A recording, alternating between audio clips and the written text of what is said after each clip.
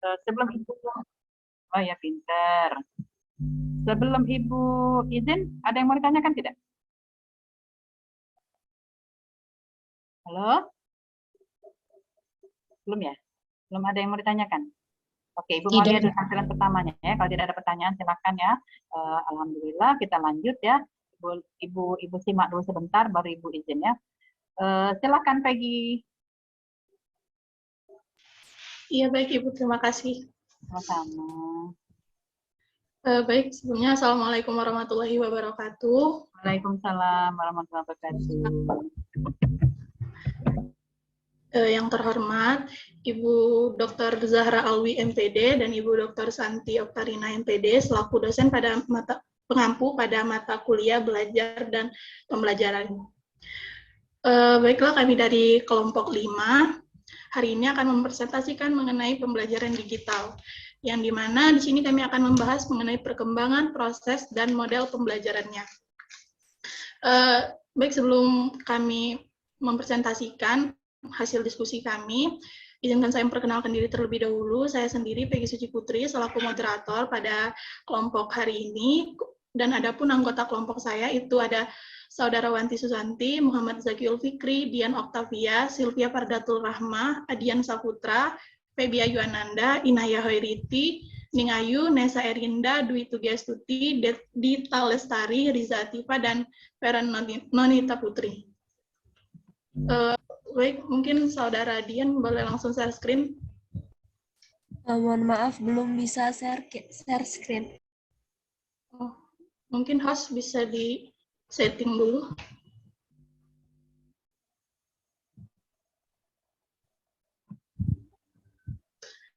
Oke. Langsung saja, materi yang pertama itu mengenai perkembangan digital. Nah, di mana perkembangan digital ini akan langsung dijelaskan oleh 3 penyaji kita, itu yang pertama Saudara Riza, kemudian akan dilanjutkan oleh Saudara Ning Ayu dan Saudara Adian Saputra. Kepada Saudara Riza terlebih dahulu, dipersilakan. Baik, terima kasih moderator atas kesempatannya. Saya di sini akan memaparkan materi mengenai perkembangan penggunaan teknologi informasi melalui beberapa tahap, yaitu pertama adalah penggunaan audiovisual aid atau AVA. Penggunaan AVA yaitu alat bantu berbentuk audio dengan memanfaatkan pendengaran dan visual yang memanfaatkan penglihatan di kelas untuk menyampaikan materi pembelajaran. Kemudian pengembangan sistem dapat berarti menyusun suatu sistem yang baru menggantikan sistem yang lama secara keseluruhan atau memperbaiki sistem yang telah ada.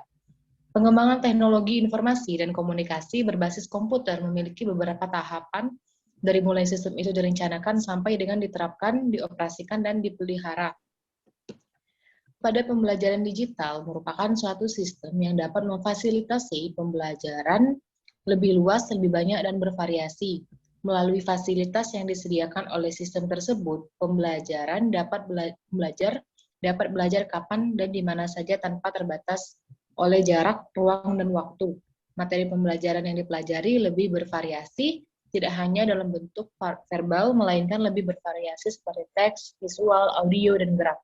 Pembelajaran digital memerlukan pembelajar dan pengajar berkomunikasi secara interaktif dengan memanfaatkan teknologi informasi dan komunikasi seperti media komputer dengan internetnya, handphone dengan berbagai aplikasi, video, telepon, atau fax.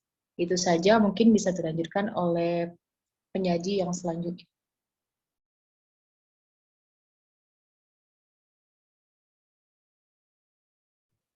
Ya, baik, penyaji selanjutnya itu Saudara Ning Ayu. Baik, terima kasih moderator. Di sini saya akan melanjutkan materi dari Saudara Riza, itu perkembangan digital. Perkembangan digital menerapkan sistem pembelajaran yang berbasis web atau digital. Pembelajaran digital diawali dengan perencanaan yang baik, kemudian cara materi pembelajaran disampaikan kepada pembelajar yang harus mengacu pada perencanaan tersebut. Pengelolaan sistem pembelajaran digital berbeda dengan sistem konvensional. Sistem pembelajaran digital menuntut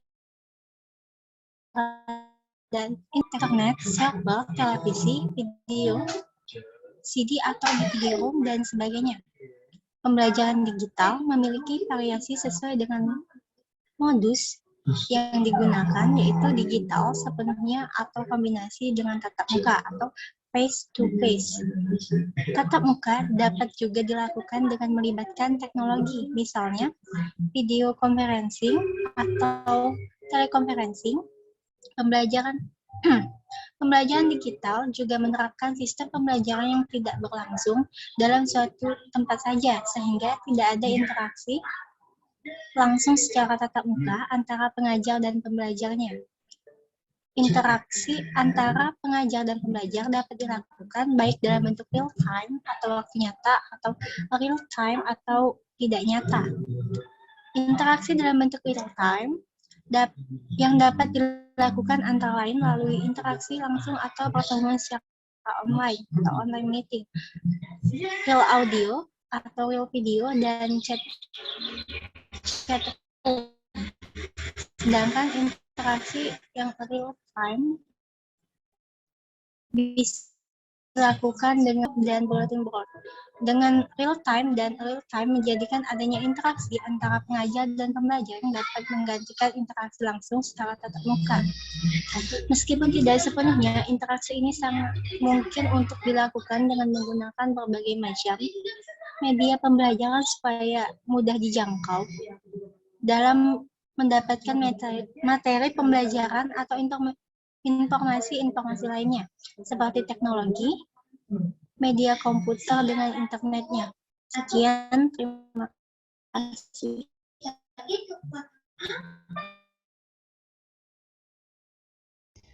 Ya baik, mohon maaf sebelumnya untuk share screen akan digantikan oleh saudara Dian dulu, saudara Dian Octavia, karena laptop saudara Zakil sedikit bermasalah.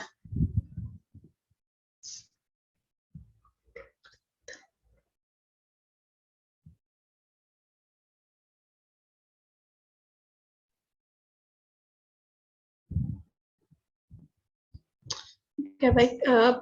Selanjutnya pemateri yang ketiga itu tadi saudara Adian, padanya dipersilakan.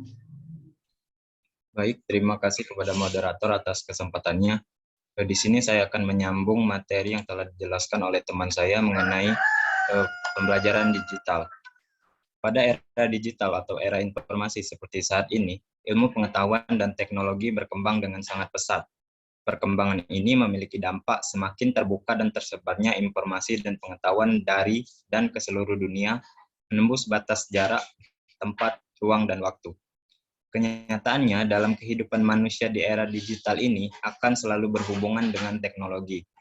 Teknologi pada hakikatnya adalah proses untuk mendapatkan nilai tambah dari produk yang dihasilkan agar bermanfaat.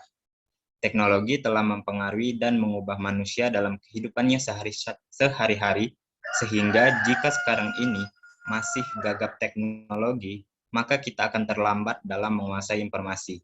Dan juga kita akan tertinggal pula untuk memperoleh berbagai kesempatan untuk maju. Jadi dapat disimpulkan bahwa informasi memiliki peran penting dan nyata pada era masyarakat informasi atau information society, dan masyarakat ilmu pengetahuan atau knowledge society. Aplikasi teknologi informasi dan komunikasi yang merupakan pengembangan teknologi, diantaranya adalah media komputer. Komputer merupakan alat dan aplikasi teknologi berbasis informasi dan komunikasi yang dapat dimanfaatkan sebagai perangkat utama untuk mengolah data menjadi informasi yang bermanfaat dengan proses, menyajikan, dan mengelola informasi. Pengolahan data dan komputer disebut dengan pengolahan data elektronik atau Electronic Data Processing atau EDP. Contoh sistem pembelajaran yang menggunakan perangkat elektronik sebagai media pembelajarannya yaitu e-learning. Sistem e-learning diharapkan bukan sekadar menggantikan metode dan materi pengajaran konvensional saja, tetapi dapat juga menambahkan metode maupun strategi baru dalam proses pembelajaran. Penerapan pembelajaran melalui internet atau e-learning merupakan suatu media baru yang dapat mengatasi sikap pasif peserta didik.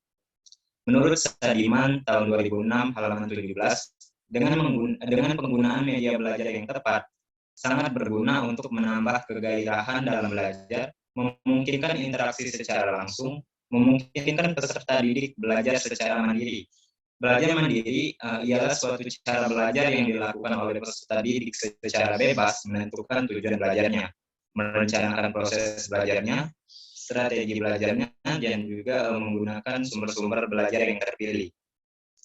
Dan serta melakukan kegiatan-kegiatan untuk tercapainya tujuan belajar. Karena itu, belajar mandiri membutuhkan motivasi, keuletan, keseriusan, kedisiplinan, tanggung jawab, kemauan, dan keingintahuan untuk berkembang serta maju dalam pengetahuan. Dengan penerapan e-learning dapat memberikan manfaat pada peserta didik, yaitu adanya peningkatan interaksi peserta didik dengan sesamanya dan dengan pengajar, tersedianya sumber-sumber pembelajaran yang tidak terbatas, e-learning yang dikembangkan secara benar akan efektif dalam meningkatkan kualitas lulusan dan kualitas institusi pendidikan. Kemudian terbentuknya komunitas pembelajar yang saling berinteraksi, saling memberi dan menerima, serta tidak terbatas dalam satu lokasi. Kemudian meningkatnya kualitas pengajar, karena dimungkinkan menggali informasi secara lebih luas dan bahkan tidak terbatas. Dan yang terakhir sebagai media online, yaitu media belajar mandiri yang dideliver dan dapat diakses secara online via podcast atau podcast, media streaming, halaman web, dokumen yang dapat di-download, ruang chatting, pesan instan, email, forum Twitter, blog, wiki, dan lain-lain. Mungkin itu saja yang dapat saya sampaikan. Saya kembalikan ke moderator. Baik, terima kasih kepada 3 penyaji yang sudah memaparkan materi mengenai perkembangan digital dengan sangat baik. Selanjutnya, materi yang kedua itu mengenai prospek pembelajaran digital yang akan dijelaskan langsung oleh 5 penyaji kita. Pertama itu Saudara Zaki, kemudian akan dilanjutkan oleh Saudara Inaya, Wanti Susanti, Dwi Tugiastuti, dan yang terakhir itu Saudara Dita Lestari. Kepada Saudara Zaki, dipersilakan. Baik, terima kasih moderator atas kesempatannya. Di sini saya Muhammad Zakul Fikri, ujung 04, kelas Indralaya, izin menjelaskan, memaparkan materi mengenai prospek pembelajaran digital. Tadi telah didefinisikan ya oleh pemateri sebelumnya, pembelajaran digital itu seperti apa. Intinya tadi adalah pembelajaran yang fasilitasnya menggunakan teknologi digital, sehingga pembelajarannya lebih luas, lebih banyak, dan lebih bervariasi. Nah, perlu kita ketahui rekan-rekan bahwasanya di saat ini, era revolusi industri 4.0 atau era society 5.0 ya, segala aspek kehidupan itu tidak dapat terlepas dari yang namanya penggunaan teknologi. Ya, jadi bisa kita lihat sendiri ya di segala aspek kehidupan, termasuk sekarang kita belajar, kita kuliah menggunakan teknologi, kita belajar daring. Nah, kemudian misalnya juga kita belanja sekarang sudah di toko komersil ya, toko e-commerce atau toko online seperti itu. Jadi kita tidak bisa terlepas dari yang namanya teknologi dalam era revolusi 4.0 ini. Teknologi ini semakin berkembang pesat sesuai kebutuhan atau keperluan zaman kita, termasuk teknologi digital tadi. Nah, teknologi digital ini juga itu memberikan pengaruh yang sangat besar ya, bisa dibilang terhadap dunia pendidikan. Nah, perkembangan teknologi digital itu memaksa pengajar untuk dapat melakukan adaptasi terhadap cara-cara mengajar yang sesuai dengan situasi dan sumber-sumber belajar yang tersedia. Ntar dari rumah. Saya lanjutkan ya. Jadi tadi perkembangan teknologi digital itu memaksa pengajar untuk dapat melakukan adaptasi terhadap cara-cara mengajar yang sesuai dengan situasi dan sumber-sumber belajar yang tersedia. Jika pelajaran konvensional itu pada zaman dahulu orang-orang tua kita belajar hanya terbatas pada buku, menerima materi dari guru. Nah, di era sekarang kita belajar tidak hanya terbatas pada buku. Jadi kita bisa melihat video-video di YouTube atau di aplikasi lainnya yang mendukung pembelajaran kita seperti itu. Nah, ini sehingga tenaga pengajar tadi dipaksa atau mau tidak mau itu harus mengikuti cara belajar, karena setiap generasi itu nantinya akan berbeda-beda seperti itu. Nah, kondisi tersebut juga yang mengharuskan pengajar menjadi literat dalam pemanfaatan teknologi informasi untuk melaksanakan tugasnya sebagai pendidik. Jadi seorang pengajar itu harus menjadi literat atau penggiat literasi teknologi ya dalam melaksanakan tugasnya sebagai pendidik. Jadi seorang guru mau tidak mau itu harus bisa memahami teknologi atau setidaknya harus belajar dan mau memahami teknologi seperti itu, terutamanya teknologi digital. Nah, sehingga nantinya akan berdampak pada praktik pembelajaran tradisional yang hanya mengedepankan tatap muka untuk penyampaian materi, pembelajaran secara verbal melalui ceramah perlu dikaji dan diberi penguatan agar pembelajaran dapat berlangsung secara lebih menarik, efisien, dan dapat meningkatkan hasil belajar. Jadi dengan adanya pembelajaran digital ini sebenarnya kita memang tidak bisa meninggalkan 100% yang namanya pembelajaran tatap muka atau pembelajaran konvensional. Buku tetap diperlukan, lalu juga tatap muka itu tetap ditemukan karena ya tadi kita kembali lagi pada prinsip bahwasanya untuk mendapatkan ilmu itu kita bisa mendapatkan dari sumber mana saja pada era sekarang ini. Tetapi yang lebih berat atau tugas seorang guru itu adalah mendidik atau mengubah moral seseorang. Ya, jadi ya metode konvensional itu tidak bisa ditinggalkan, tetapi itu harus dikaji dan diberikan penguatan agar agar peserta didik tidak merasa bosan seperti itu dengan sistem pembelajaran. Jadi kembali lagi bahwasanya pengajar itu dituntut untuk menguasai teknologi informasi dan komunikasi yang sesuai dengan kepentingan, tujuan, dan tanggung jawabnya dalam suatu bidang keilmuan.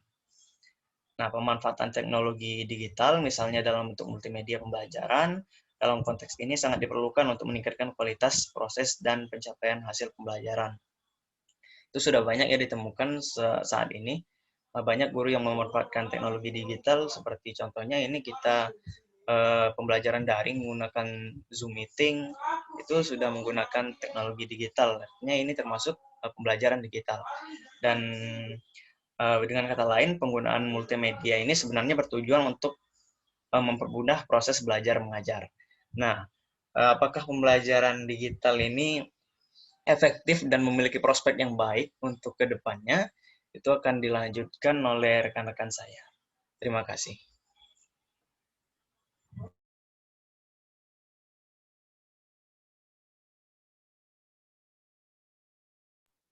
Ya, oke. Selanjutnya Saudara Inaya, dipersilakan. Baik, terima kasih kepada moderator. Saya izin melanjutkan pemaparan dari rekan saya tadi. Nah, tadi Saudara Zakil bilang bahwa sebenarnya teknologi digital itu atau pembelajaran digital itu sekarang itu sangat erat kaitannya dengan kita sekarang di situasi dan kondisi yaitu situasi kondisi pandemi seperti sekarang ini, itu menjadikan pembelajaran digital itu menjadi sangat akrab dengan situasi kita saat ini. Nah, contohnya itu dalam pembelajaran jarak jauh itu selama pandemi COVID-19 itu membuktikan bahwa memang teknologi digital itu sangat membantu dalam berbagai aspek, terutama dan termasuk dalam dunia pendidikan itu sendiri. Nah, teknologi digital seperti yang kita ketahui sekarang kita melakukan pembelajaran juga melalui teknologi digital yaitu Zoom Meeting, kita menggunakan e-learning dan sebagainya. Itu menjadikan bahwa teknologi digital itu memang memegang peran yang penting dalam dunia pendidikan selama pandemi, di mana kita tahu bahwa kita tidak bisa untuk bertemu secara langsung, maka disinilah pemanfaatan dari teknologi digital itu kita maksimalkan. Hal ini juga mengindikasikan bahwa pembelajaran digital itu memiliki prospek yang baik untuk kedepannya, karena seperti yang kita tahu juga bahwa saat ini itu belum ditentukan, belum dipastikan bahwa kedepannya pembelajaran itu akan seperti apa, pendidikan dan situasi dan kondisi pendidikan itu seperti apa, karena memang belum bisa dipastikan apakah situasi pandemi ini akan berlangsung berapa lama lagi begitu ya. Nah, selain itu perkembangan generasi yang semakin maju itu juga berkaitan dengan penerapan dari pembelajaran digital ini. Nah, sebagai contohnya, menurut Purwodani dan kawan-kawan itu pada tahun 2018, ia menyatakan bahwa internet nyatanya tidak bisa dipisahkan dari kehidupan generasi Z. Kalau kita lihat di zaman sekarang, itu kan semuanya sudah serba online, sudah serba teknologi, sudah serba internet. Jadi bisa dibilang bahwa generasi Z itu sangat akrab dengan teknologi digital, sehingga pembelajaran digital bagi masa-masa sekarang ini itu bisa bisa menjadi tawaran yang bagus untuk kedepannya. Nah, hal ini berbeda dengan generasi-generasi sebelumnya yang kita tahu bahwa pada pembelajaran terdahulu itu masih terpaku dalam pembelajaran konvensional. Tetapi itu seperti yang sudah dijelaskan oleh rekan saya tadi, bukan berarti pembelajaran konvensional itu tidak efektif. Hanya saja perlu dilakukan pembaruan-pembaruan. Nah, perubahan zaman dan perkembangan generasi ini itu menjadikan pembelajaran digital menjadi prospeknya itu menjadi menjanjikan untuk dunia pendidikan ke depannya. Nah, selanjutnya itu akan ada 3 potensi atau fungsi pembelajaran digital yang dapat dimanfaatkan dalam kehidupan sehari-hari, akan dijelaskan oleh rekan saya selanjutnya. Saya kembalikan kepada moderator. Terima kasih. Iya, baik. Materi selanjutnya itu akan dijelaskan oleh Saudara Wanti. Kepadanya dipersilakan.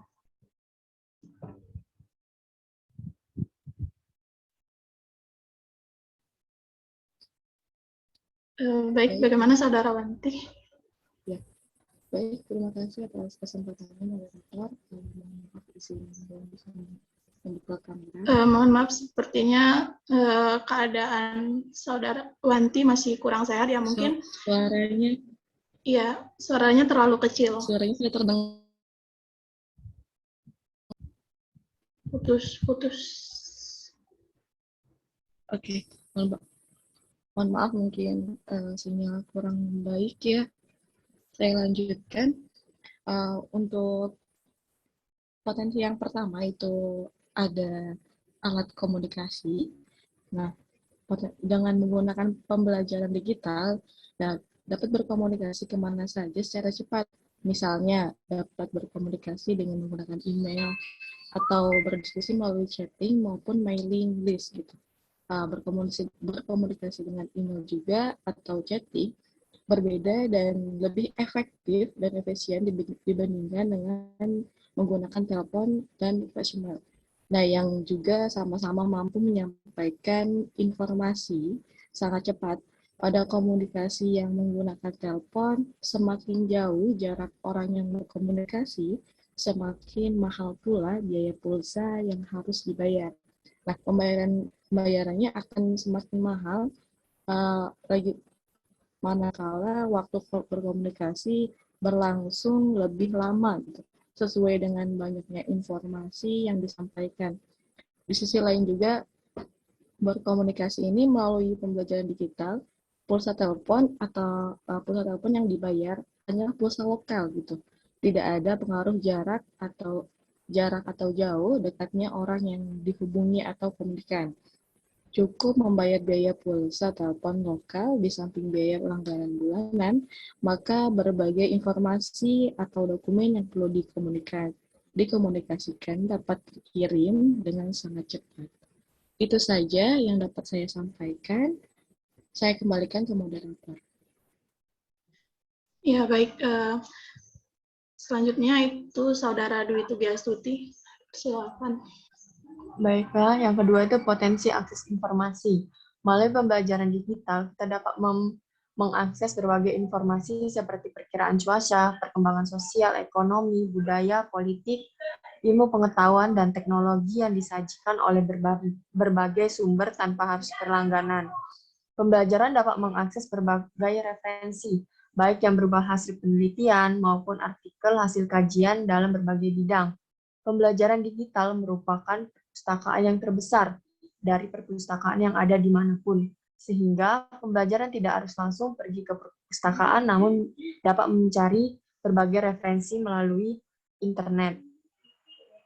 Melalui pembelajaran digital informasi dalam berbagai bidang yang tersedia atau perkembangan yang terjadi di seluruh penjuru dunia dapat diakses dengan cepat diketahui oleh banyak orang. Mungkin itu saja. Ya, baik. Materi yang terakhirnya dari pembahasan mengenai prospek pembelajaran digital akan dijelaskan oleh Saudara Dita Lestari. Kepadanya dipersilakan. Baik, materi yang ketiga,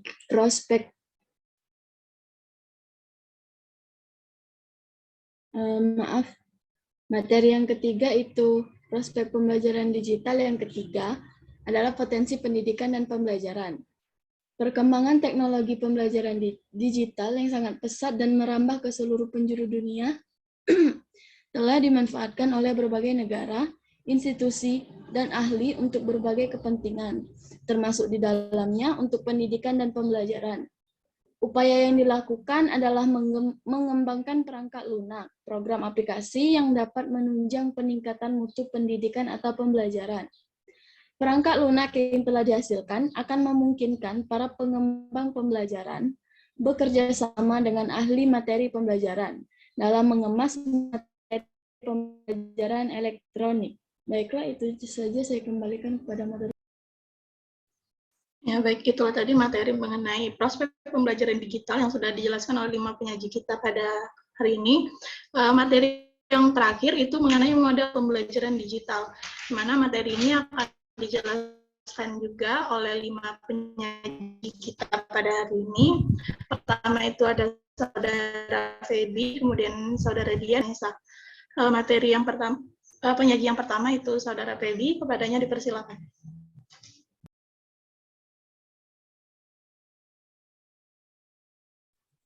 Baiklah, materi terakhir yang akan saya dan rekan-rekan saya sampaikan adalah model pembelajaran era digital. Model pembelajaran yang dapat meningkatkan keterampilan berpikir kritis, berkolaborasi, berkomunikasi, dan berpikir kreatif sangat dibutuhkan dalam era pendidikan pada abad 21. Pembelajaran berbasis proyek atau PBL menjadi salah satu model pembelajaran yang tidak hanya membekali siswa dengan ilmu pengetahuan, namun dalam proses pengerjaan proyek tersebut menuntut siswa untuk dapat mengimplementasikan pemahamannya dalam kehidupan nyata melalui kerjasama dalam tim untuk membuat sebuah buku bahasa Indonesia untuk siswa sekolah dasar dalam bentuk digital. Pembelajaran berbasis proyek dapat menjadi salah satu alternatif model pembelajaran yang mendukung peningkatan keterampilan pada abad 21. Pembelajaran berbasis proyek merupakan pendekatan inovatif terhadap pembelajaran yang menawarkan berbagai strategi yang mengacu pada kesuksesan belajar siswa di abad 21. Lalu model pembelajaran era digital saat ini memiliki perbedaan dibandingkan dengan model pembelajaran konvensional. Model pembelajaran era digital terdiri dari 3 model. Yang pertama, guru atau dosen memberikan materi pembelajaran secara online pada peserta didik, lalu kemudian peserta didik mendownload dan mempelajari secara manual. Lalu yang kedua, guru atau dosen memberikan materi pembelajaran secara online dan peserta didik mempelajari secara online juga. Lalu yang ketiga, kolaborasi antara pembelajaran yang berlangsung antara online dengan offline. Kemudian ada juga model pembelajaran yang tidak terikat dengan guru atau dosen, yang memberikan materi pembelajaran tetapi dapat mengakses informasi pembelajaran secara personal dengan sumber-sumber pembelajaran secara online. Apalagi saat ini era digital yang didukung jaringan internet sangat memungkinkan setiap orang dapat belajar sendiri tanpa diarahkan oleh guru atau dosen secara real. Nah, selanjutnya model pembelajaran era digital pada saat ini akan dijelaskan oleh rekan saya.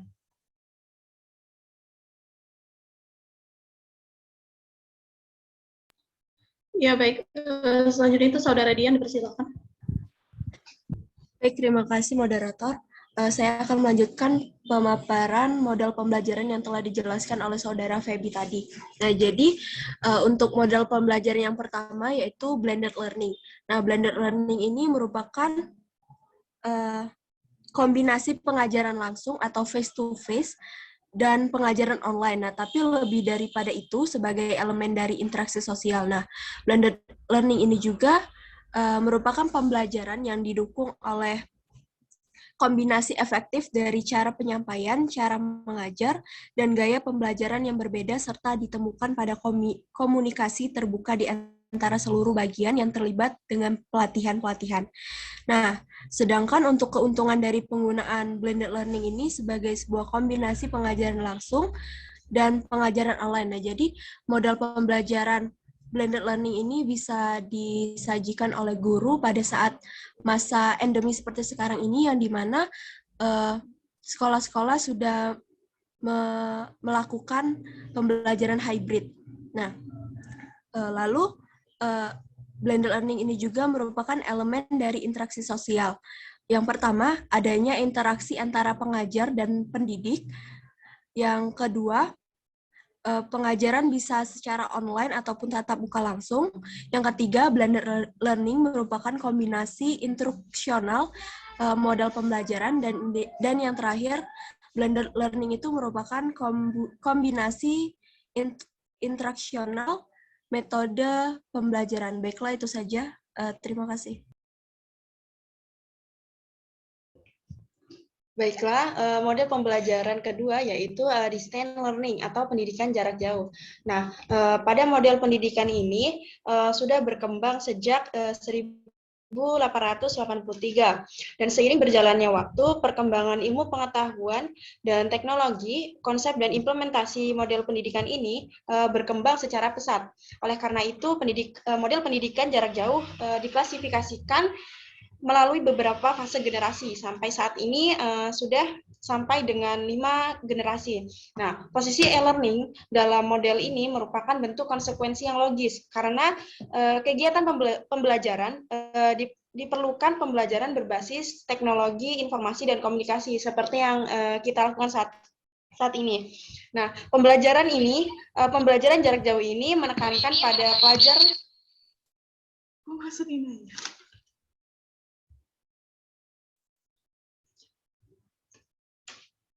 Nah, baik, saya lanjutkan. Pembelajaran jarak jauh ini menekankan pada belajar non-tradisional dan lebih umum digunakan. Model pendidikan ini juga diatur dalam Undang-Undang Republik Indonesia Nomor 12 Tahun 2012 tentang Pendidikan Tinggi Pasal 31 Ayat 1, bahwasanya pendidikan jarak jauh merupakan proses belajar mengajar yang dilakukan secara jarak jauh melalui penggunaan media komunikasi. Nah, kemudian diatur oleh Peraturan Menteri Pendidikan dan Kebudayaan Republik Indonesia Nomor 24 Tahun 2012 tentang penyelenggaraan pendidikan jarak jauh. Pada pendidikan tinggi, pasal 2 ayat 1 dan 2 mencakup berfungsi sebagai bentuk pendidikan peserta didik yang tidak dapat mengikuti tatap muka tanpa mengurangi kualitas pendidikan. Nah, kemudian pendidikan jarak jauh itu memiliki tujuan untuk meningkatkan perluasan dalam pemerataan akses terhadap pendidikan yang bermutu dan relevan dengan kebutuhan. Baik, terima kasih. Itu saja yang dapat saya paparkan. Saya kembalikan kepada moderator. Pemaparan selanjutnya akan dijelaskan oleh rekan saya. Baik, selanjutnya yaitu yang ketiga ada mobile learning. Mobile learning adalah pembelajaran dengan memanfaatkan bantuan teknologi, seluler, nirkabel, smartphone, laptop, tablet, dan sebagainya. Mobile learning memberikan kemudahan pada siapa saja untuk mengakses informasi dan materi pembelajaran dari mana saja dan kapan saja, tanpa harus mengunjungi suatu tempat tertentu pada waktu tertentu. Model pembelajaran mobile learning mendorong keefektifan peserta didik untuk selalu belajar kapanpun dan dimanapun, diinginkan tanpa dibatas, ruang, dan waktu. Artinya, bahwa dengan menggunakan mobile learning, siswa diberikan kemudahan dalam belajar tanpa mengurangi tugas dan tanggung jawabnya. Berdasarkan hasil dari penelitian, menyatakan bahwa mobile learning sangat rekomendasi untuk dimanfaatkan sebagai salah satu strategi pembelajaran era digital pada saat ini.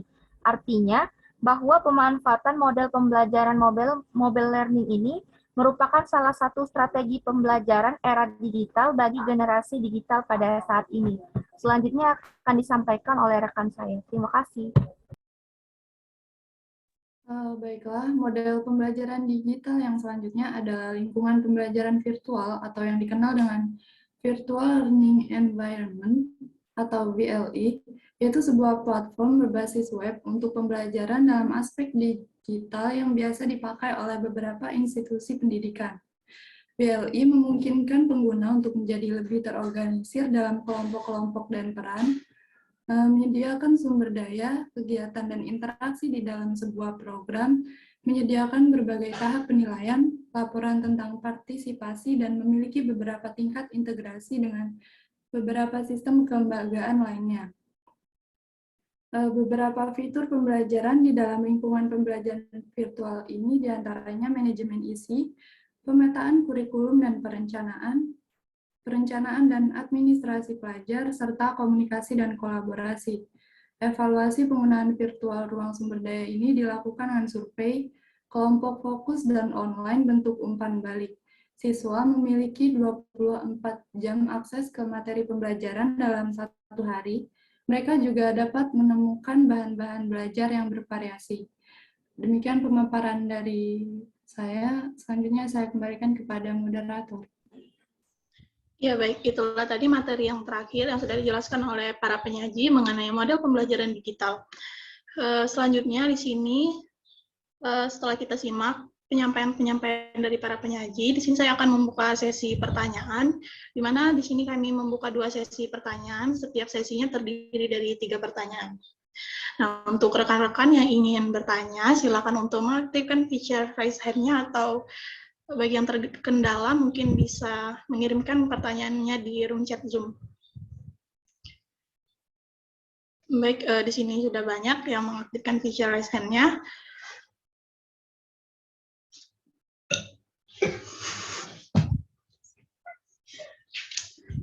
Baik, pertama itu kepada Saudara Suci Indriani, dipersilakan.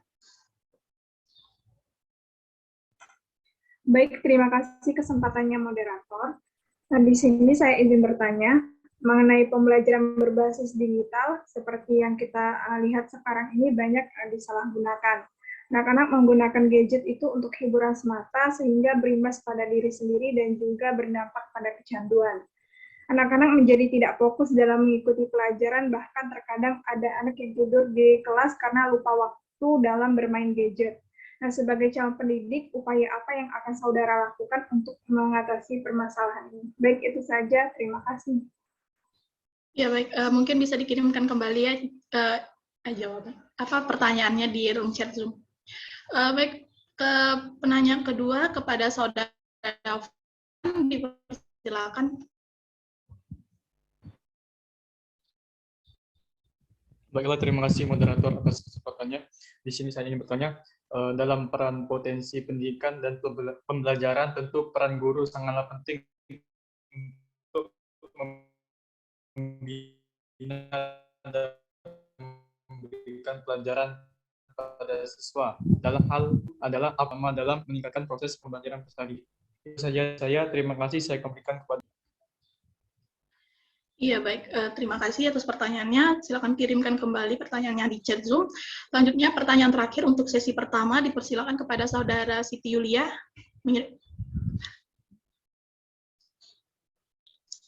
Baiklah, terima kasih moderator. Di sini saya Siti Yulia Novianti dari kelas Palembang ingin bertanya. Dalam makalah kali ini terdapat model pembelajaran online learning, distance learning, dan mobile learning. Nah, pertanyaan saya, apa saja kelebihan dan kekurangan model pembelajaran tersebut pada situasi pandemi saat ini? Itu saja, saya kembali ke moderator. Ya, baik. Terima kasih kepada teman-teman yang sudah bertanya di sesi pertama ini. Mungkin yang lain bisa mendapatkan kesempatan bertanya di sesi kedua nanti ya. Selagi menunggu kelompok kami mencari jawaban, saya persilahkan 2 orang mungkin jika ada yang ingin menyampaikan ataupun saran terhadap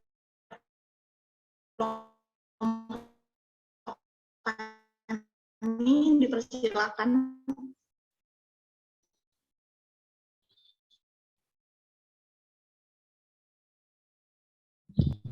Itu kritik ataupun sarannya kepada kelompok kami, dipersilakan. Ya, baik. Terima kasih kesempatannya moderator. Seperti yang Assalamualaikum warahmatullahi wabarakatuh. Saya Metania Nuratika Adhani dari kelas Indralaya. Sebelumnya, sebelum saya menyampaikan kritik dan saran, saya akan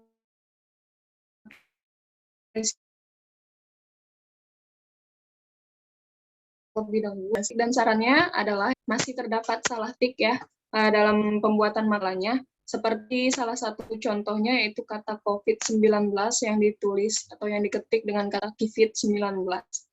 Yang kedua itu adalah untuk nama merek ya sebaiknya ditulis dengan huruf kapital seperti kata merek seperti merek Twitter dan email itu masih ditulis dengan huruf kecil di awalnya. Jadi seharusnya itu dibuat dengan huruf kapital di awal.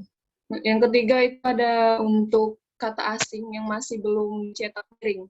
Nah, sebaiknya dicetak miring untuk tulisan kata asing. Itu saja dari saya ucapkan terima kasih. Saya kembalikan kepada moderator. Ya, baik. Terima kasih kepada Saudara Metania atas saran dan kritiknya kepada kelompok kami. Mungkin satu orang, mohon maaf, mungkin satu orang lagi saya persilakan. Saudara Diti Juliana, apakah ingin memberikan kritik dan sarannya kepada kelompok kami? Tidak. Nah, ya, baik. Baik, apakah ada lagi satu orang? Kalau tidak ada lagi, maka sesi diskusi akan saya lanjutkan.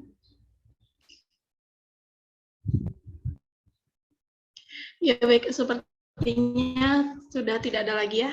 Pertanyaan pertama tadi dari Saudara Suci Indriani yang akan dijawab oleh Saudara Sylvia Fardatul Rahma.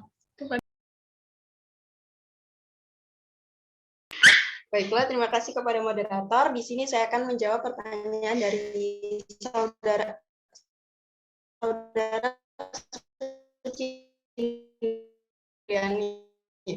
Itu pertanyaannya mengenai pembelajaran berbasis digital. Seperti yang kita lihat sekarang ini banyak disalahgunakan anak-anak menggunakan gadget, bahkan terkadang ada anak yang tidur di kelas karena lupa waktu bermain gadget. Nah, sebagai calon pendidik, upaya apa yang akan saudara lakukan untuk mengatasi permasalahan ini?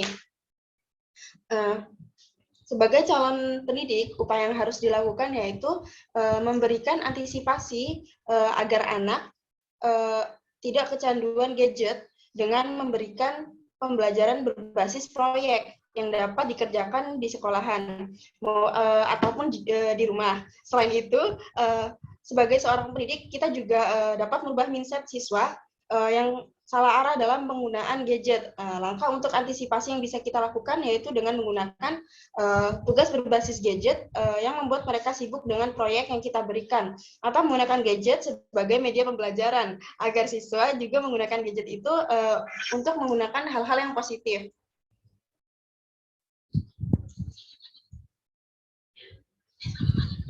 Nah, hal ini juga sejalan dengan penelitian Fardian, R, dan kawan-kawan pada 2018 bahwa untuk solusi penggunaan gadget yang ideal atau juga sebagai antisipasi terhadap kecanduan gadget pada sekolah SMA N9 Malang sudah menerapkan program yang memiliki hubungan dengan penggunaan smartphone seperti grup kelas, grup mapel, grup ekskul, dan grup guru, dan juga grup OSIS, MPK, dan lain-lain. Sehingga anak juga tidak hanya menggunakan gadget untuk hiburan saja. Selain itu, sebagai seorang calon pendidik, kita juga perlu berkoordinasi dengan orang tua murid agar membatasi waktu penggunaan gadget. Itu saja yang dapat saya sampaikan. Saya kembalikan kepada moderator. Ya, baik. Terima kasih kepada Saudara Silvi. Pertanyaan kedua tadi dari Saudara Dafran yang akan dijawab oleh Saudara Feby Ayuananda. Kepada Saudara Feby, dipersilakan. Baiklah, saya akan menjawab pertanyaan dari Saudara Dafran Al-Hajj yang bertanya apa tantangan guru-guru di Indonesia di tengah perkembangan teknologi yang begitu pesat, terutama dalam meningkatkan proses pembelajaran peserta didik. Nah, ada beberapa tantangan yang akan dihadapi oleh guru-guru, terutama guru-guru sudah menjadi guru di tengah perkembangan teknologi yang begitu pesat, terutama dalam meningkatkan proses pembelajaran peserta didik. Hal pertama yang menjadi tantangan adalah penggunaan teknologi itu sendiri. akan dibutuhkan proses untuk menguasai pengoperasian teknologi tersebut. Misalnya komputer. Bagi beberapa orang, mempelajari komputer bukanlah hal yang mudah, apalagi untuk guru-guru yang sudah senior.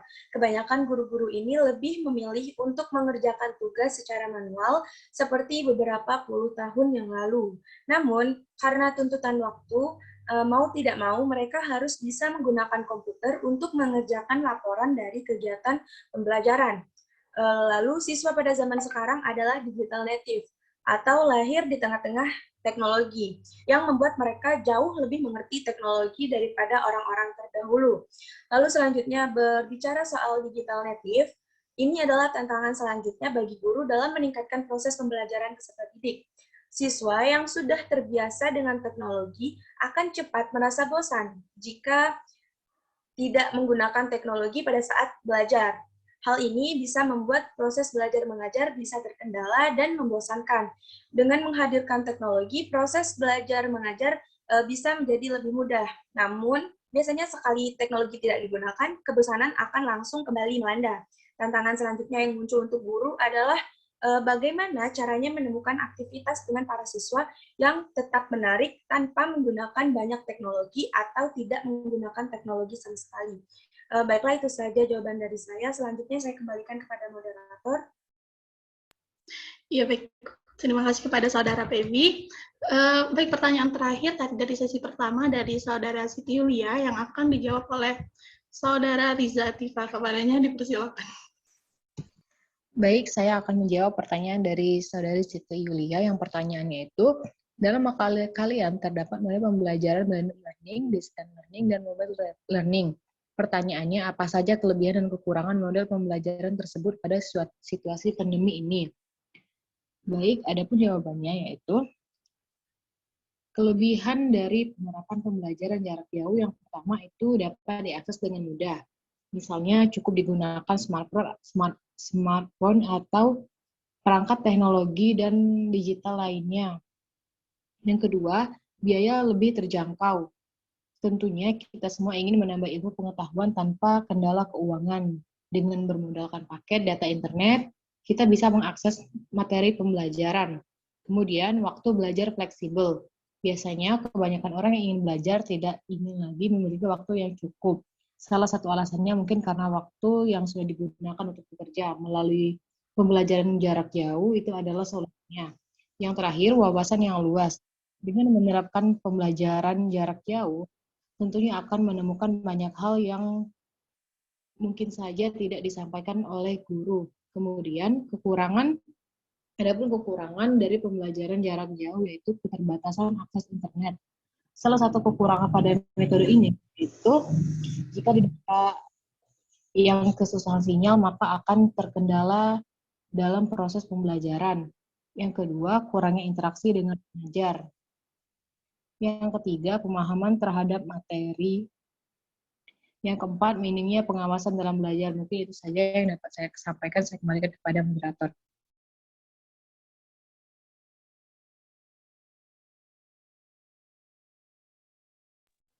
Ya, baik, mohon maaf. Baik, itulah tadi pertanyaan sesi tanya jawab di sesi pertama. Selanjutnya di sini saya akan membuka sesi kedua sama seperti sesi pertama tadi, terdiri dari 3 penanya. Untuk teman-teman silakan mengaktifkan feature raise hand-nya. Iya, baik. Kepada Saudara Nadia Septeriga dipersilakan. Terima kasih kepada moderator. Di sini saya izin bertanya, pembelajaran digital ini banyak sekali menggunakan aplikasi untuk belajar. Nah, pertanyaan saya, apakah anak didik harus punya gawai yang canggih dan mempunyai RAM yang besar untuk menyimpan berbagai aplikasi? Nah, bagaimana cara mengatasi hal tersebut? Terima kasih, saya kembalikan kepada moderator. Iya, baik. Terima kasih. Mungkin pertanyaannya bisa dikirimkan kembali di chat Zoom ya. Baik, penanya kedua kepada Saudara Rizky Gunawan, dipersilakan.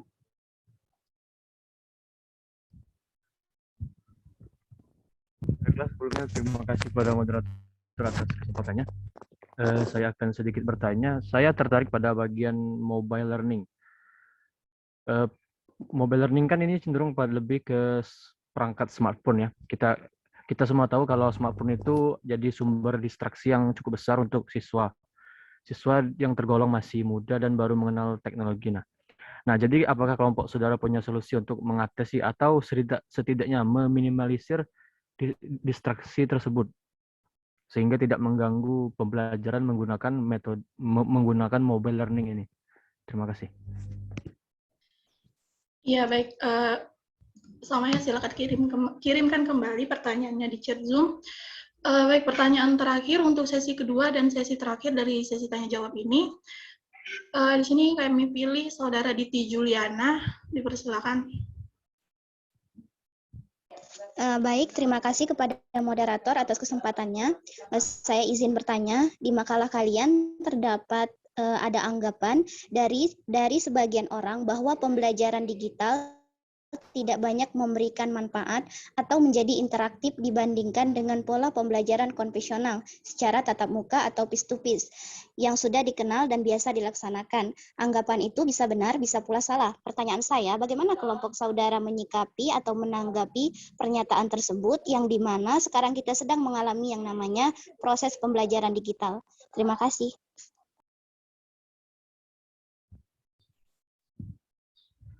Ya, baik. Terima kasih kepada teman-teman yang sudah bertanya di sesi kedua ini. Mungkin di sini kami meminta waktu sedikit untuk mencari jawaban. Selagi menunggu, dipersilakan jika teman-teman ingin menambahkan jawaban dari pertanyaan kami di sesi pertama tadi. Menambahkan jawaban ya, bukan memberikan kritik ataupun saran. Ya, Saudara Nandelta bagaimana? Ya, baik. Terima kasih moderator atas kesempatannya. Saya izin menambahkan jawaban dari pertanyaan Saudara Dapran tadi. Sebelumnya, apakah suara saya terdengar jelas? Iya, terdengar. Nanda, silakan dilanjutkan. Baik.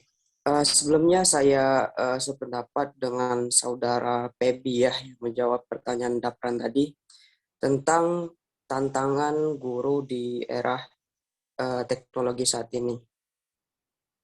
Nah, tantangan seorang pendidik pada saat ini tidak berhenti pada kemampuan menerapkan teknologi informasi saja pada proses pembelajarannya. Akan tetapi ada beberapa kompetensi yang diharapkan dimiliki atau dikuasai oleh seorang guru. Baiklah, izin menyampaikan. Yang pertama, guru harus membangun pemikiran kritis atau critical thinking dan meningkatkan kemampuan pemecahan masalah ataupun problem solving. Nah, menciptakan konektivitas informasi satu dengan informasi lain, sehingga akhirnya muncul berbagai perspektif dan menemukan solusi dari suatu permasalahan. Yang kedua, guru harus memiliki ataupun guru harus menguasai communication and collaborative skill atau keterampilan komunikasi dan kolaborasi. Nah, kemampuan ini berbasis teknologi informasi dan komunikasi yang harus diterapkan guru dalam pembelajaran, apalagi telah berbagai pengembangan teknologi yang saat ini. Yang selanjutnya creativity dan inovative skill atau keterampilan berpikir kreatif dan inovasi. Nah, revolusi menghendaki peserta didik untuk selalu berpikir kreatif dan inovatif. Nah, jika guru telah memiliki kemampuan ini, tentu akan berdampak baik kepada peserta didik yang diajarkannya. Yang selanjutnya ada literasi teknologi informasi dan komunikasi. Nah, literasi teknologi informasi dan komunikasi ini menjadi suatu kewajiban ataupun harus dimiliki oleh seorang guru agar seorang guru tersebut tidak ketinggalan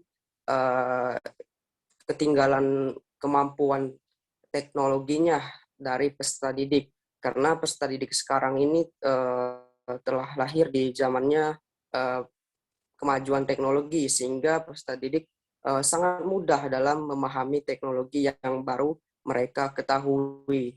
Beda dengan hal guru-guru yang sebelumnya seperti itu. Yang selanjutnya konteks textual learning skill atau pembelajaran ini sangat sesuai diterapkan oleh guru saat ini untuk menguasai teknologi. Maka pembelajaran seperti ini tadi salah satu konsep tekstual yang harus diketahui oleh guru. Materi pembelajarannya itu berbasis teknologi, sehingga guru sudah siap jika tidak memiliki literasi teknologi. Dan yang terakhir, guru harus mempunyai ataupun menguasai literasi informasi dan media. Seperti yang kita ketahui, media informasi bersifat sosial yang digeluti peserta didik. Nah, media sosial ini seolah menjadi media komunikasi yang ampuh digunakan peserta didik, dan salah satu menjadi media yang dapat ataupun sangat bisa dimanfaatkan oleh guru untuk membantu proses pembelajaran, baik dari pembelajaran untuk di media sosial ataupun di ruang kelas terkhusus seperti itu. Terima kasih, saya kembalikan ke moderator. Ya baik, terima kasih pada saudara Nanda Elta atas tambahan jawabannya. Di sini sudah ada saudara Firdaus, namun sebelum itu di sini ada dari kelompok kami yang ingin menambahkan jawaban ya. Kami minta waktunya sebentar sebelum saudara Firdaus. Dipersilakan kepada saudara Inayah. Baik, terima kasih kepada moderator. Saya sedikit menambahkan saja dari pertanyaan saudara Dafran tadi, itu tentang tantangan guru dalam menghadapi perkembangan teknologi yang begitu pesat. Berkaca pada pengalaman saya sebagai seorang anak dari guru, menurut saya tantangan terbesarnya adalah ketika itu terjadi dalam diri guru itu tersebut, dalam diri guru itu sendiri. Nah, misalnya ya, ada istilah guru gagap teknologi, begitu. Nah, ibu saya itu termasuk pada orang yang gagap teknologi. Nah, kenapa itu bisa menjadi tantangan terbesar? Karena ketika guru itu tidak bisa memaksimalkan atau tidak bisa mengikuti perkembangan pada teknologi digital, itu bisa menghambat proses pembelajaran juga, gitu. Banyak terjadi kasus-kasus di mana misalnya terjadi kesenjangan sosial. Ini kan latar belakang sosial orang-orang itu kan berbeda-beda. Ada yang dari awal itu sudah paham dengan teknologi, ada yang pada saat teknologi itu berkembang dia terkejut misalnya, kaget dengan perkembangan-perkembangan yang sudah dihadapi begitu. Nah, itu menurut saya merupakan salah satu tantangan terbesar bagi guru dalam memaksimalkan proses pembelajaran di sekolah. Baik, itu saja. Mungkin, terima kasih.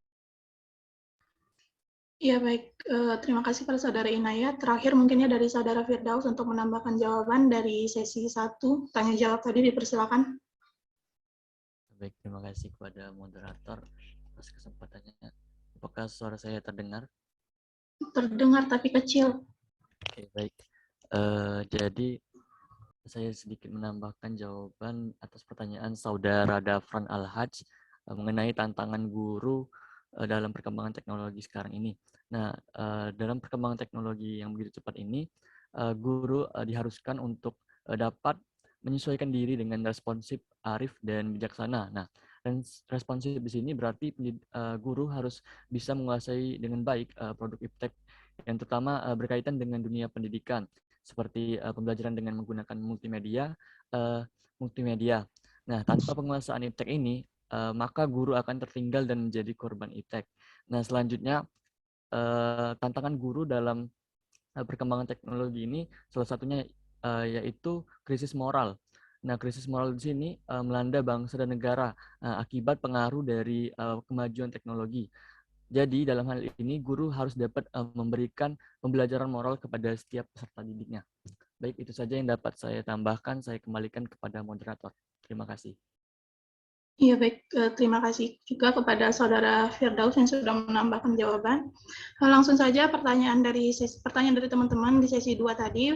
Pertanyaan pertama dari Saudara Nadia yang akan dijawab oleh Saudara Dian Octavia. Kepada Saudara Dian, dipersilakan. Baiklah, terima kasih moderator atas kesempatannya. Saya akan menjawab dari pertanyaan Saudara Nadia tadi yang bertanya tentang apakah dengan pembelajaran digital ini harus menggunakan HP yang canggih dan menggunakan RAM yang besar. Nah, jadi jawabannya itu sebenarnya tidak harus ya menggunakan gawai yang canggih dan mempunyai RAM yang besar. Nah, jadi cara mengatasinya jika gawai yang tidak canggih dan tidak memiliki RAM yang besar itu, siswa dapat memanfaatkan via Pramban atau browser tanpa harus memasang aplikasi. Nah, karena tidak semua media pembelajaran digital ini diakses dalam bentuk aplikasi saja, melainkan bisa diakses lewat Pramban. Misalnya itu media pembelajaran Kahoot, Quizizz, Google Form, e-learning dan sebagainya. Yang utama dalam pembelajaran digital ini adalah adanya internet untuk mengaksesnya. Itu saja, terima kasih. Ya, baik. Terima kasih Saudara Dian. Sebelum melanjutkan ke pertanyaan sesi 2, meskipun Ibu tidak ada di ruang Zoom ini, tapi diharapkannya teman-teman untuk mengaktifkan kameranya bagi yang bisa mengaktifkan kameranya, karena ini juga direcord ya, dan nanti akan dilihat juga oleh Ibu. Karena di sini saya lihat banyak yang off cam ya. Baik, pertanyaan kedua dari Saudara Rizky Gunawan yang akan dijawab oleh Saudara Muhammad Zakil Fikri. Kepadanya dipersilakan. Baik, terima kasih moderator atas kesempatannya. Saya akan mencoba menjawab pertanyaan Saudara Rizky Gunawan tadi. Tadi dikemukakan bahwa smartphone itu merupakan salah satu sumber distraksi yang cukup besar untuk siswa. Distraksi atau distraction, jadi pengaruh negatif ataupun positif. Ya. Jadi, apakah kelompok saudara punya solusi untuk mengatasi atau setidaknya meminimalisasi hal tersebut? Ya, jadi memang tidak bisa dihindari bahwa kehadiran teknologi digital, termasuk salah satunya smartphone yang banyak digunakan sekarang, itu membawa dampak positif dan dampak negatif. Seperti yang pernah guru saya katakan dulu bahwa teknologi itu seperti pisau bermata dua. Kalau kita bisa menggunakannya dengan baik, ya akan bermanfaat untuk kita. Tapi kalau kita salah menggunakannya, ya malah akan melukai atau menyerang kita seperti itu dan berdampak negatif bagi kita. Nah, bagi siswa memang smartphone ini menjadi semacam distraksi ya. Jadi ada dampak positif, ada dampak negatif. Tapi dalam kenyataannya di lapangan banyak ditemukan bahwa dampak negatif itu lebih sering memengaruhi siswa ketika menggunakan smartphone. Jadi ya seperti kita lihat saja kasus-kasus di lapangan, seperti misalnya banyak anak-anak yang moralnya sudah mengalami degradasi akibat terpengaruh dari budaya-budaya yang mereka tonton di smartphone mereka ataupun di platform lainnya, intinya dari internet. Nah, bagaimana cara mengatasinya atau setidaknya meminimalisasinya? Itu sebenarnya kita kembalikan lagi kepada pengawasan guru dan orang tua. Jadi ketika di sekolah itu penggunaan smartphone itu perlu pengawasan dari guru, yaitu terbatas pada pemanfaatan untuk mencari materi-materi pelajaran atau sumber belajar seperti itu. Nah, kalau di rumah itu juga orang tua harus mengawasi anaknya dalam bermain handphone seperti itu. Nah, tapi permasalahannya lagi ditimbulkan di sini bahwasanya jumlah siswa itu lebih banyak, jumlah siswa lebih banyak dari jumlah guru, dan orang tua pun kadang memiliki kesibukan sehingga tidak bisa mengawasi anaknya terus-menerus. Jadi solusi yang kami tawarkan berikutnya untuk meminimalisasi hal tersebut adalah memberikan penguatan moral ya. Jadi memberikan penekanan bahwasanya hal-hal negatif itu harus disaring, dan anak-anak itu harus ditumbuhkan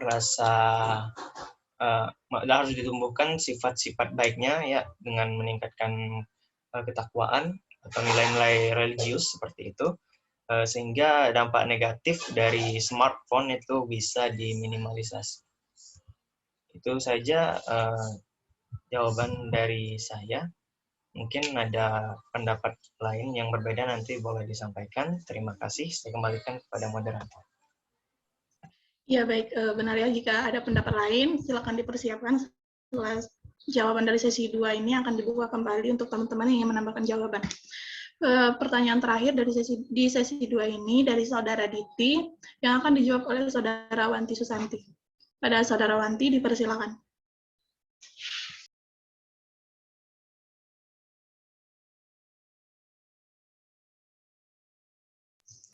Ya, bagaimana Saudara Wanti? Baik, ya. Ya, langsung Apakah saja. suara saya terdengar? Terdengar tapi sedikit putus-putus. Oke. Mohon maaf sebelumnya. Putus-putus, jaringannya kurang bagus juga di sini. Baik, di sini saya akan mencoba menjawab pertanyaan dari Saudara Diti ya. Di sini pada dasarnya memang pembelajaran digital yang sekarang sedang dijalani terdapat tantangan yang harus dihadapi gitu. Seperti kita harus memiliki jaringan, kuota HP atau laptop gitu yang harus dimiliki. Namun pada saat ini pembelajaran digital lah yang efektif gitu digunakan karena belum adanya ketetapan untuk melakukan pembelajaran tatap muka. Dan tidak kalah jauh dari pembelajaran secara konvensional atau face-to-face, pembelajaran digital juga memberikan manfaat yang luas dalam hal teknologi gitu, seperti kita sebagai mahasiswa dapat mengetahui media yang dapat digunakan untuk melakukan pembelajaran itu antara lain misalnya kita mengetahui media foto, Canva gitu, dan media lain sebenarnya gitu. Itu saja jawaban yang dapat saya sampaikan. Saya kembalikan ke moderator. Jika ada teman-teman yang ingin menambahkan, silakan. Ya, baik. Terima kasih kepada Saudara Wanti. Baik, kepada teman-teman selanjutnya di sini sama seperti sesi pertama tadi ya. Jika ada teman-teman yang ingin menambahkan jawaban dari sesi pertanyaan di sesi 2 ini, dipersilakan. Menambahkan jawaban ya, bukan memberikan kritik atau saran. Ya, dipersilakan. Saudara Amanda. Baik, terima kasih atas kesempatannya moderator. Saya ingin menambahkan jawaban. Tadi sudah dijelaskan secara rinci oleh Saudara Zakiul mengenai cara mengatasi dampak negatif dari smartphone.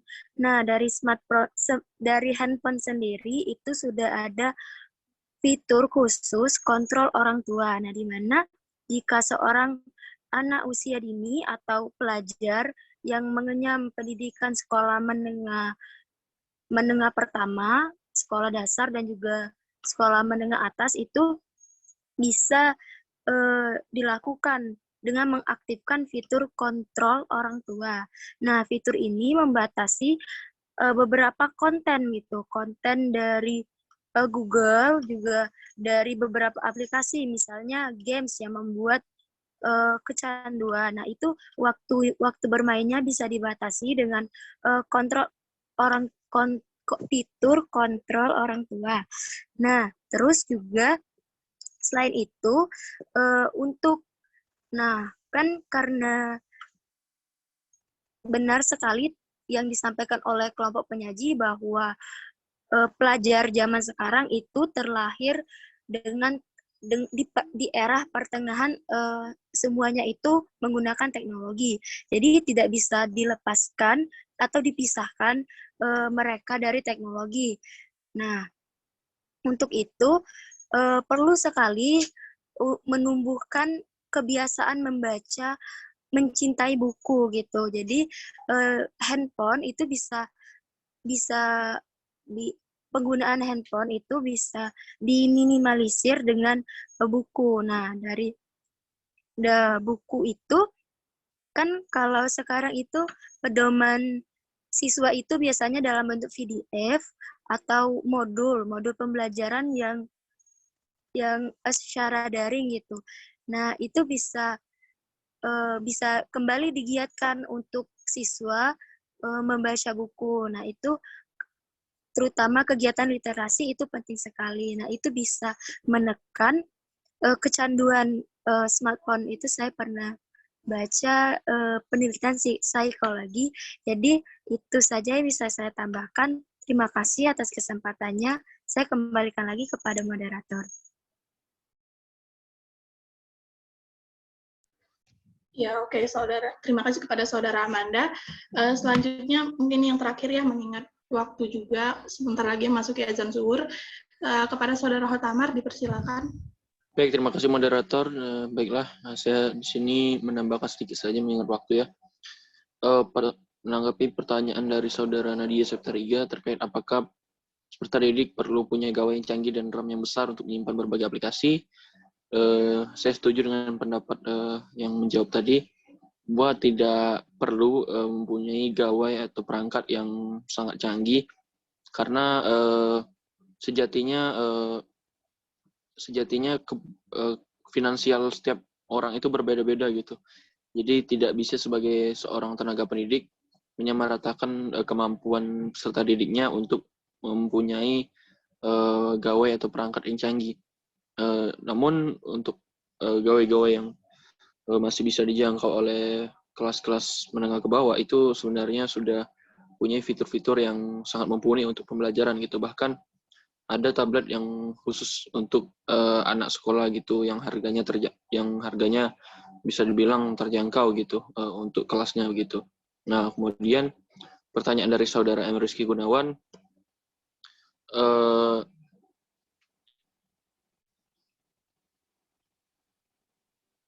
kita semua tahu kalau smartphone salah satu sumber distraksi yang cukup besar untuk siswa. Apakah kelompok saudara punya solusi untuk mengatasi setidaknya memenuhi hal tersebut? Saya setuju dengan pendapat, saya hampir agak setuju dengan pendapat saudara Amanda tadi dengan mengaktifkan fitur kontrol orang tua. Namun sebenarnya bagi peserta didik atau anak didik yang dia itu lebih tahu, lebih paham masalah teknologi daripada orang tuanya, fitur itu menurut saya agak kurang berguna karena biasanya peserta didik atau anak-anak zaman sekarang yang sudah pandai menggunakan teknologi, dia akan mencari cara bagaimana membuka kontrol orang tua tersebut gitu.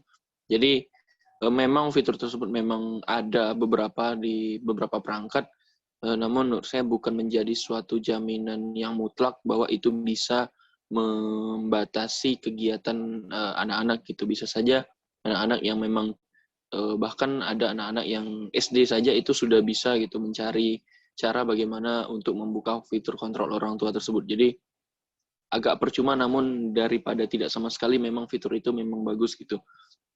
Nah, kemudian terkait konten pada ponsel misalnya, ada beberapa media sosial itu yang sudah membuat versi anak-anaknya. Contohnya YouTube. YouTube itu sudah membuat versi khusus untuk anak-anak, yaitu YouTube Kids. Nah, di sana itu tersedia berbagai macam konten yang memang dikhususkan untuk anak-anak. Jadi orang tua tidak perlu khawatir karena isinya pasti ramah anak. Nah, namun walaupun begitu, sebagai orang tua dan sebagai tenaga pendidik, memang kita harus membatasi gitu penggunaan gawai pada anak-anak, terutama anak-anak di bawah usia 12 tahun. Karena pada saat usia 12 tahunlah waktu yang tepat untuk memberikan kebebasan dalam artian kenyamanan yang sesungguhnya dalam menggunakan perangkat kepada anak-anak gitu. Karena di bawah umur 12 tahun itu adalah usia bagi anak-anak untuk mengeksplorasi lingkungan sekitar, untuk bermain, untuk belajar sambil bermain, bukan untuk menggunakan teknologi secara penuh gitu. Boleh menggunakan teknologi, namun perlu dibatasi dan hanya sekali saja untuk kepentingan yang benar-benar dirasa diperlukan gitu. Namun setahu saya memang usia 12 tahun itu adalah usia yang tepat untuk anak-anak itu diberikan perangkat digital, karena usia tersebut bisa dibilang sudah memasuki masa pubertas dan anak-anak sudah mulai bisa berpikir secara hampir matang gitu, walaupun tidak sepenuhnya matang. Baik, itu saja tambahan dari saya kembalikan kepada moderator. Terima kasih. Iya, baik. Terima kasih kepada Saudara Hotamar. Baik, itulah tadi ya presentasi dari kelompok kami hari ini. Selanjutnya di sini saya akan membacakan hasil kesimpulan dari presentasi kita hari ini. Pembelajaran digital itu seperti yang kita ketahui itu merupakan suatu sistem yang dapat memfasilitasi pembelajaran supaya bisa lebih luas dan lebih banyak lagi begitu. Nah, melalui fasilitas yang disediakan oleh sistem digital tersebut, pembelajaran membuat kita dapat belajar kapan dan di mana saja tanpa terbatas oleh jarak, ruang, dan waktu. Namun, dengan adanya pembelajaran digital ini juga, kita tentunya tidak bisa meninggalkan pembelajaran secara langsung atau tidak menggunakan buku yang non-elektronik begitu ya. Nah, pembelajaran multimedia ini juga tujuannya tidak lain dan tidak bukan juga untuk memudahkan proses belajar dan pembelajaran. Mengingat situasi dan kondisi kita saat ini, tentunya pembelajaran digital ini sangat erat ya begitu kaitannya dengan kita. Karena sangat membantu begitu. Contohnya kita juga bisa melaksanakan pembelajaran jarak jauh atau PJJ begitu. Nah, itulah juga mengapa prospek pembelajaran digital ini memiliki peranan yang sangat penting dalam dunia pendidikan kita saat ini begitu. Karena kita juga tidak tahu ke depan keadaan akan seperti apa, akankah keadaan lebih baik atau lebih buruk lagi begitu dari keadaan yang sedang kita alami sekarang ini. Nah, menurut salah satu ahli, setidaknya juga kita bisa memanfaatkan 3 potensi pembelajaran yang bisa kita terapkan dalam kehidupan gitu. Yang pertama sebagai alat komunikasi, kedua sebagai alat akses informasi, dan yang terakhir itu sebagai pemeran penting dalam potensi pendidikan dan pembelajaran. Nah, model pembelajaran di era digital saat ini juga memiliki perbedaan yang sangat signifikan begitu dibandingkan dengan model pembelajaran konvensional. Nah, mungkin itu saja kesimpulan dari materi diskusi kita pada hari ini. Lebih dan kurangnya saya mohon maaf. Kepada Allah sama-sama kita mohon ampun. Apabila ada salah kata dari saya selaku moderator, saya mohon maaf. Saya akhiri. Wabillahi taufiq wal hidayah. Wassalamualaikum warahmatullahi wabarakatuh. Waalaikumsalam warahmatullahi wabarakatuh. Waalaikumsalam warahmatullahi wabarakatuh. Terima kasih moderator.